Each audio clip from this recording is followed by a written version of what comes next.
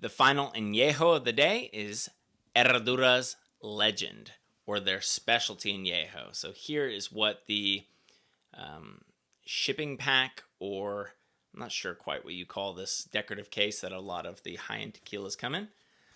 But let's see if this will show up on camera. Yeah, look at that beautiful packaging. I'll pull this out. So, gorgeous packaging, really cool bottle. Very heavy. Feels very premium, or even ultra premium. Let's see. This embossing will show up on the side. Yeah, there you go.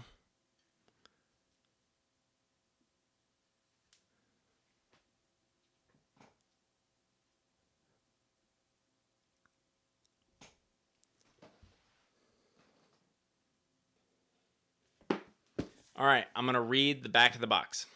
Since 1870, Tequila Herradura has been an industry pioneer. The brand introduced the first reposado tequila to the world and created the extra añejo category.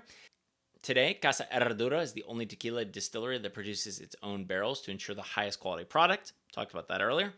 Tequila Herradura is proud to present Legend, a unique añejo tequila that showcases our sophistication in barrel making.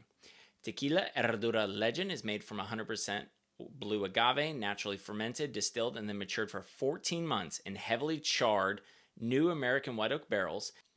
These special barrels have been deeply grooved, exposing the tequila to more layers of toasted oak as it patiently ages, resulting in special añejo tequila with an incredibly rich, deep color and a luxurious and velvety smooth taste.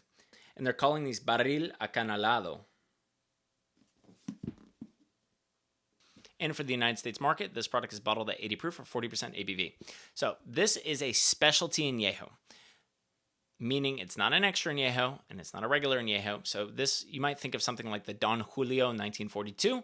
That might be a very similar competitive set for this particular product. This is for the customer that wants to trade up from an añejo tequila, but is not ready to trade all the way up to an extra añejo tequila. Like, for example, the extra añejo tequila from Herradura would be the Selección Suprema, which is going to be a $300 bottle of tequila. All right, let me explain what they mean by specialty barrels. So what they're doing is they're cutting a groove, almost like a rifle groove, inside that barrel. And what that is doing is that is, dramatically increasing the surface area ratio of oak to liquid or aging tequila. And so that's going to allow, that's going to allow a more robust flavor profile. And, that's going to create more oak influence and create a more robust flavor profile. And again, this is Brown-Forman flexing their barrel muscles, showing people what they can do with their barrel management system to create different flavor profiles and offer customers these kind of cool specialty products that, most other companies can't make because they have to rely on these third-party cooperages to do everything for them. And maybe they're not able to launch a product like this at this particular price point. We'll get in the pricing here at the end, but, this is really, really cool. And if those kind of specialty rifle groove barrels sound familiar, that's because Brown-Forman does it for one other product. So if you've ever seen this, the Jack Daniel's Sinatra. So Jack Daniel's Sinatra is the other product that Brown-Forman creates these special barrels, which most people just call Sinatra barrels, because the Sinatra product was the first time that Brown-Forman was creating these kind of specialty grooved barrels to have a more robust barrel flavor profile. All right, just because I have some official notes from the brand, I'm going to go ahead and read the description they provide for the Legend. Tequila Herradura Legend is made in small batches from the finest 100% blue weber agave, traditionally cooked, naturally fermented, twice distilled, and matured for at least 12 months using a unique combination of seasoned, grooved, and new American white oak barrels. So they're calling these grooved barrels, the kind of Sinatra barrels. I always like to describe them as kind of a rifle bore barrel because people can imagine what the inside of a rifle barrel looks like. So grooved barrels. All right, let's taste it. Gosh, this feels so heavy and premium. All right, I'm going to try to pour this without knocking over my microphone.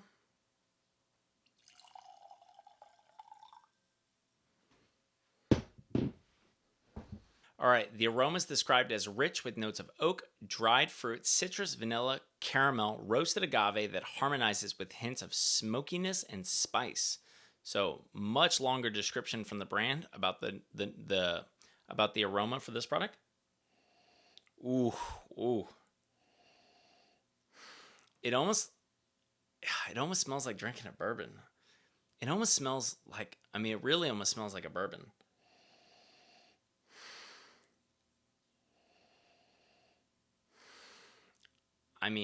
Definitely rich notes, very oak forward, dried fruit. Definitely still I could see that. Not quite getting that pop of citrus. But vanilla, caramel. Is that roasted agave in there? It's hidden if it's there. That roasted, maybe there's some roasted agave on there. And again, I don't pretend to be the world's greatest taster, but there's so much oak on this nose that it almost hides everything else. Harmonizes with hints of smokiness and spice. A lot of spice. When they describe smoke on the nose, they're not describing like mezcal smoke, not that level of smoke. They're just talking about when you char oak, then, that's going to create, when you have a really strong barrel flavor from toasted or charred oak, it almost leaves a little smokiness on the palate or the nose. And again, referencing my other notes, the Herradura Legend, those barrels are going to be a heavy toast and a heavy char. So when they say, smoke, they're not talking about mezcal smoke. They're talking about the kind of smoke from a heavy toast, heavy char, that kind of resident of applying that much heat to the oak. So a lot going on in this glass. Definitely very, very, very barrel forward. Really, really nice nose. And let's see on the palate. The taste is described as well-rounded with intense flavors of toasted oak, dried fruit, citrus, vanilla, caramel, balanced with notes of spice and sweet roasted agave. So not super different descriptors from the nose, but let's give it our first taste.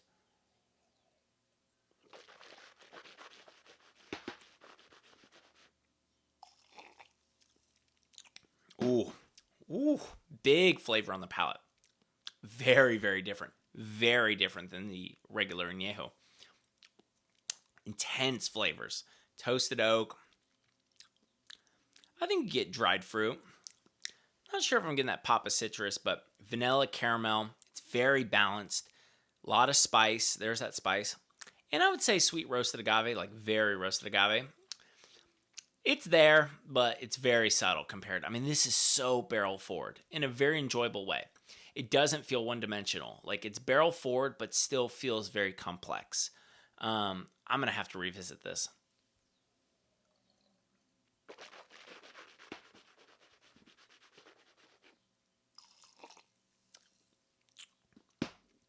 This might even be a product you want to visit a third time. It really coats your whole palate, and it feels very full-bodied. But it really doesn't feel fatiguing. It's not quite as light on the palate as the regular Añejo, but very bold and intense, complex, a lot of different flavors. This is really good. This is really enjoyable. The finish is described as velvety, smooth, and long-lasting. Definitely a long-lasting finish. And it is velvety smooth. There's a lot of flavors on, there's a lot of complex flavors on the palate. All those flavors to me are derived from barrel flavors. If there's agave on here, it's very, very subtle. This is definitely a barrel bomb, but a very tasty barrel bomb and a very well done, enjoyable barrel bomb. And considering this is a specialty Añejo, I think they're trying to create, this is meant to be super barrel forward. This is meant to be all about the barrels, barrel flavor. This is not meant to be about the agave. And I think they definitely succeeded in that. They created a product that is complex, super interesting, super drinkable, but incredibly barrel forward. And if I didn't mention this earlier, this was bottled at 80 proof or 40% ABV for the United States market. So all these products are going to be the same bottling proof or the same alcohol by volume. So in my home market, the Legend is going to retail somewhere between $96 and $104. Do I think this product is worth it? $100 for especially Añejo, that is relatively standard these days. So I think this product is worth it if you want this particular type of flavor profile and you have the disposable income to purchase this product. I think this product is priced dramatically lower than its competitors, such as like Don Julio 1942. Maybe I'll have to try this side by side with Don Julio. But I think this is got to be one of the most competitively priced specialty añejos out there. And to come from a company that places such an emphasis and has such expertise and experience with their barrel management system, to me, if you want this kind of product and you can afford to buy it, this product is definitely worth the money and you will not be disappointed. All right, that's it. We're done.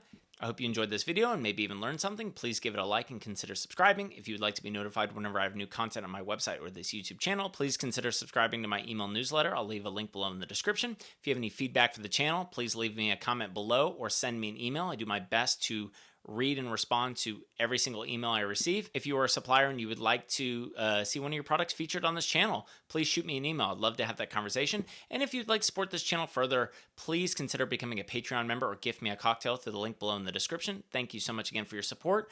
And as always, please drink responsibly.